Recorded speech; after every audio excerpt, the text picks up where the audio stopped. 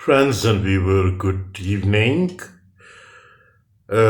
King Solomon Mines is also included among one of those novels which fascinated the reader. The writer of this novel is H.Rider Haggard. H.Rider Haggard. This novel is firstly published in 1885. The King Solomon's Mines by H.Rider Haggard. This is an adventure novel. Adventure and a big game hunter.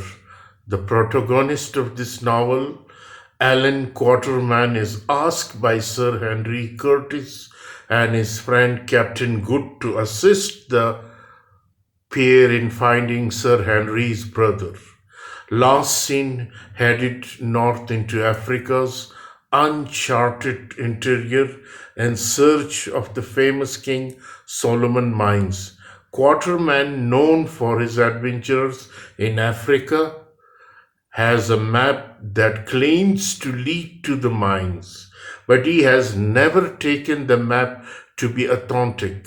Quatermain accepts the job, however, because he understands he's lived longer than most of the other men in his profession. He strikes a deal. He leads the expedition for a share of the treasure, or if he's killed along the way, a stipend for his son may be given. Quatermain assembles a group to accompany the excursion. The Hottentot Ventwigol is famous for his trekking abilities.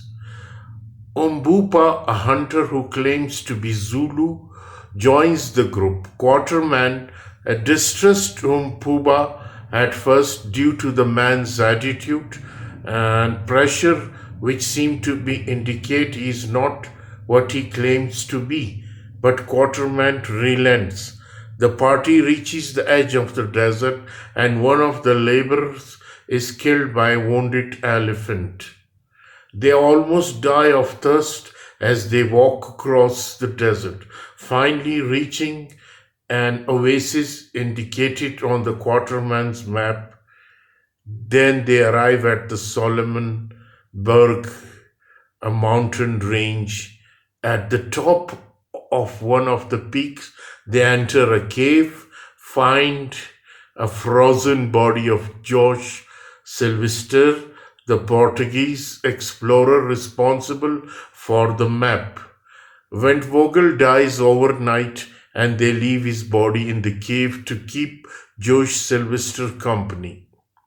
The other side of the mountain is discovered to be full of game and foliage, so the men pause to hunt and refresh themselves in a stream. The next morning, Captain Good is confronted by a group of native hunters. Quatermain notices the similarities between these hunters and Umpuba.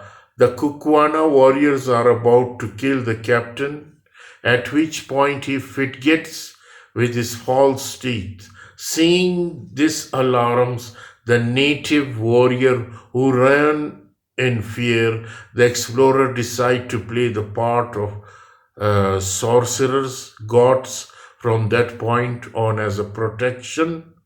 That includes an episode where the men are brought before the king of the local natives. King Tuala ruthlessly rules his people. He claimed the throne by killing his brother and casting his wife and infant son, Ignosi, into the desert. His chief advisor is a grizzled old crone. She supports the king's rule through witch hunt and murder, and she targets Umpuba for his sort of treatment. Umpuba then reveals his secret. He is in the fact Ignosi and the rightful king. The Englishmen take Ignosi's side, using their knowledge of lunar eclipse as a proof of Ignosi's legitimacy. When rebellion breaks out, a furious battle ensues. Though the rebels are outnumbered, they win with the help of English explorer, and Sir Henry decapitates English Tuala in a duel. The explorer also captures the old lady. She is forced to lead the man to King Solomon's mines to a treasure room full of gold, diamonds, and ivory. The old lady sneaks out while the men are gathering treasures, shutting a large stone door that traps the man. She dies after a scuffle with another native woman who has grown attached to Captain Good. Trapped inside the room, with their food and water supplies dwindling, the man prepared to die. After a few days, though, they find an escape route and leave the treasure room with their pocket full of diamond. The explorers say their goodbyes to Ignacy, who promises they will be remembered as heroes, and the Englishmen make their way toward home, following a different route than before. They find Sir Henry's brother at an oasis with a broken leg. They all eventually make their way out of the wilderness and then back to England, wealthy beyond their dreams.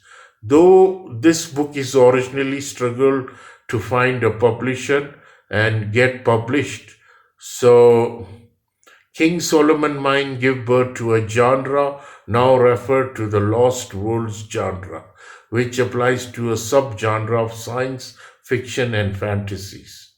So this is the story of King Solomon Mines, written by Haggard H.Rider Haggard, King Solomon Mines. And this is the story of adventure full of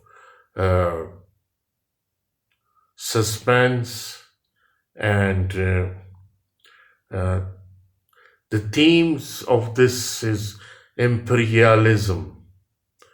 The fact of imperialism, perfectly British imperialism, is assumed to be natural state of the world in King Solomon Mines. Underlying much of Quatermain's narrative is the assumption that British and European progress necessitates colonization of more primitive part of world such as Africa.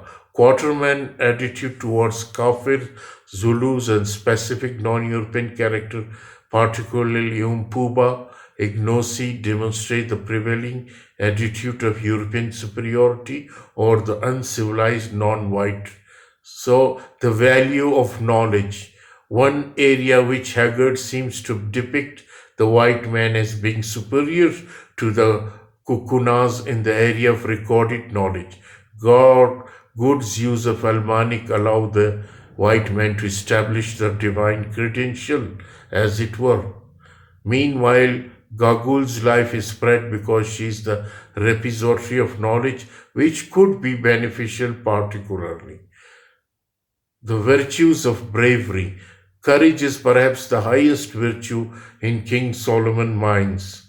While the narrator Alan Quatermain regularly professes himself a coward, he nonetheless engaged in deed most reader would find daunting. Sir Henry Curtis and to a lesser extent Captain Good are presented as a brave man ready to endure the hardship of travel in an inhospitable and unknown land for the sake of Sir Henry's brother.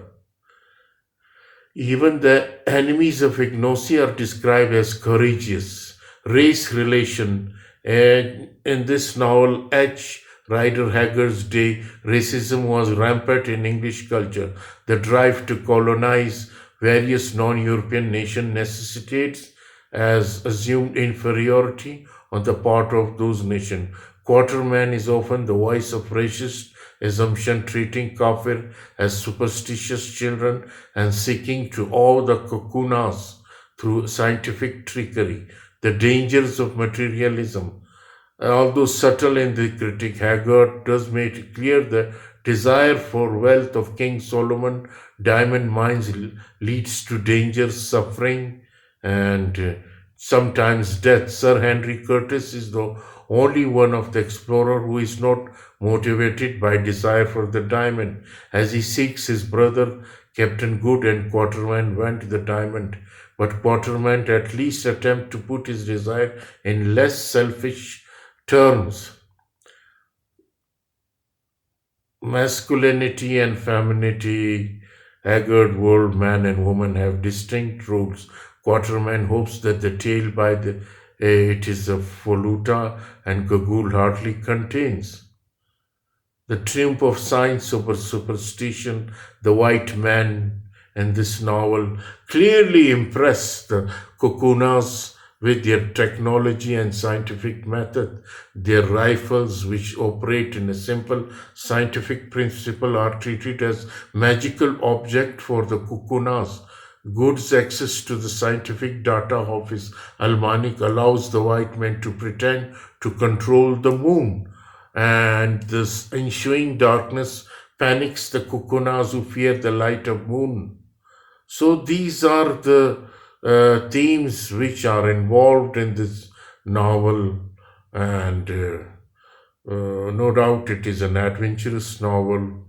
The search for gold and diamonds, King Solomon mines. I hope you will enjoy this while you read this in detail. Thank you.